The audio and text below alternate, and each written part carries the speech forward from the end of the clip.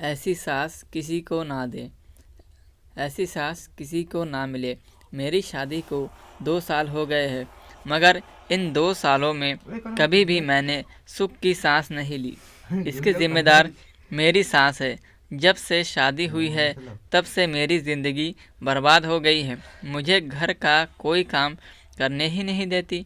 जब भी कोई काम करने लगे तो एक ही जवाब मिलता है, तुम्हें बेटी बनाकर लाए हैं, नौकरानी नहीं।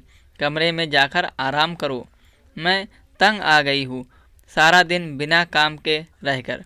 अब कल की ही बात ले लो, गर्मी के दिन है तो मैंने सोचा कि पेड़ के नीचे बैठकर थोड़ा सा आराम कर लो, लेकिन मेरी सासू माँ ने तो कमरे में ही एसी लगा दिया कि बाहर बैठोगे तो काला पड़ जाओगे।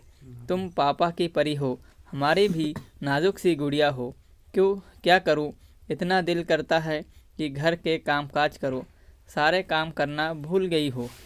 मायके जाओ तो माँ डांट लगाती है कि ससुराल में हाथ बटाया करो। अब कल की ही मेरे सास ने कहा कि मुझे किचन में काम कर लेने दो। मुझे पार्लर भेज दिया। कहने लगी, लुक सवार लो, घर के कामकाज के लिए तुम्हारे नंदे हैं ना। जब तीनों टाइम खाने कमरे में ही मिल जाते हैं और चाय भी। पति से शिकायत की तो पति कहने लगे, इस मामले में मैं कुछ नहीं कर सकता, मैं माँ से बात नहीं कर सकता, तुम्हें करना होगा, आज सुबह ही चले जाओ। अब आप ही बताओ मैं क्या करूं, रोने का बहुत दिल कर रहा है। हे मालिक, ऐसी सास किसी को ना दे। आशा करती हूँ कि सास बहू की छोटी सी कहानी आपको पसंद आई होगी।